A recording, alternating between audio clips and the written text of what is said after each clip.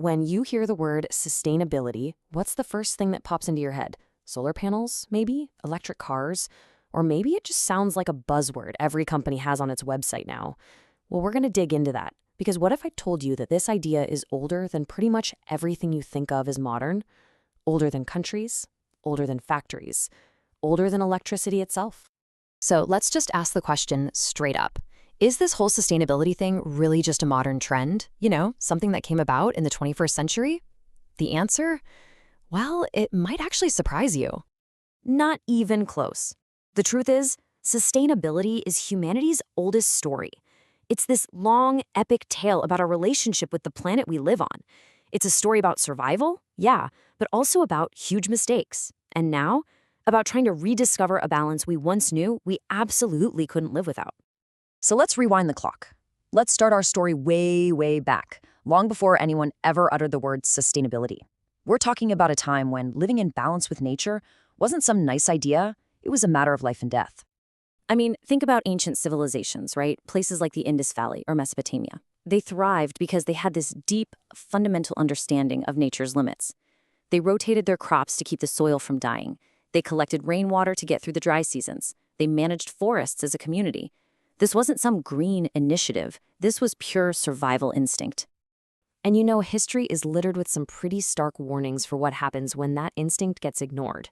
Take the collapse of the incredible Mayan civilization.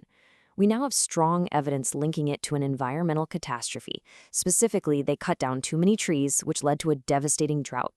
The moment they lost that balance with nature, their entire society just crumbled. A really early, really brutal lesson in how not to manage your resources.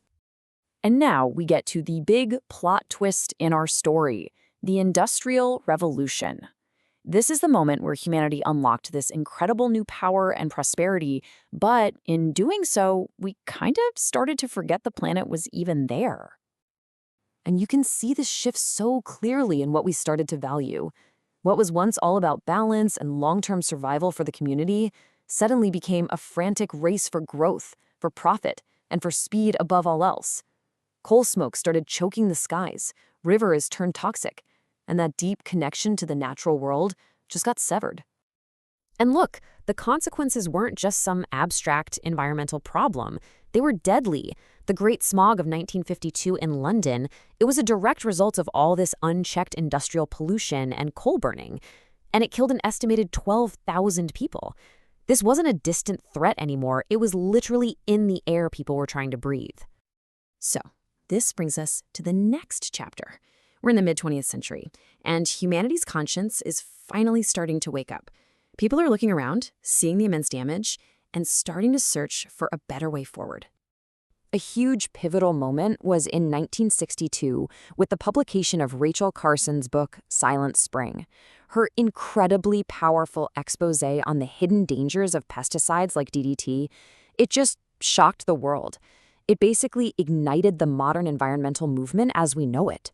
It was the kind of wake-up call you just couldn't hit snooze on anymore. But here's the thing. With this new awareness came a massive challenge. The crisis was clearly global, but we didn't have a shared language to even talk about the problem, let alone solve it. I mean, how on earth is the world supposed to agree on a plan for survival if we can't even define what we're trying to do? Then, in 1987, the world finally got its answer. The UN's Brundtland Report gave us this simple but incredibly powerful definition that changed everything. To meet the needs of the present without compromising the ability of future generations to meet their own. For the first time, we had a clear, moral, and practical way to think about it. The message was simple, really. Don't steal from your kids.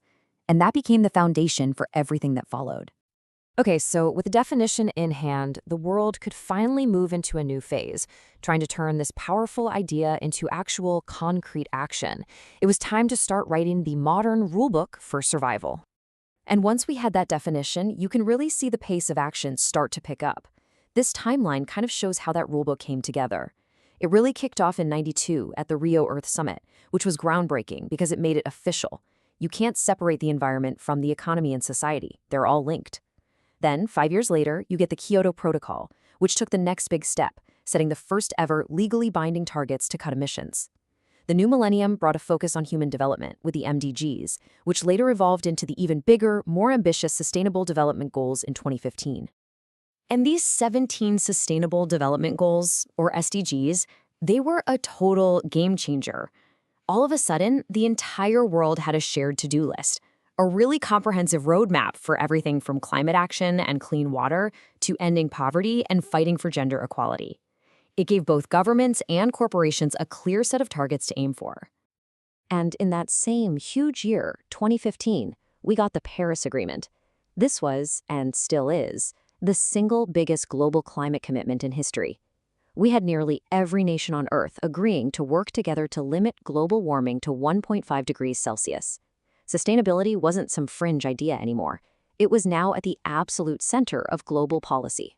Which brings our story right up to today, right now. We have the history, we have the definitions, we have the goals. We are living in the climax of this story. This is the make or break decade, where our actions or inaction will pretty much determine how this whole story ends. And the stakes just could not be higher. 2023 was the hottest year in all of recorded human history. That's not a future prediction, that's a fact. It's the planet sending a very, very clear signal that the systems we all rely on are under an immense amount of stress. You know, scientists talk about these planetary boundaries.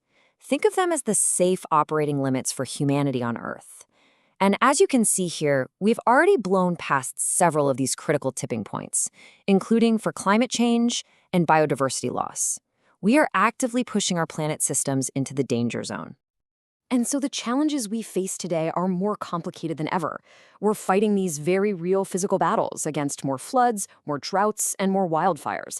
But we're also fighting ideological battles, too.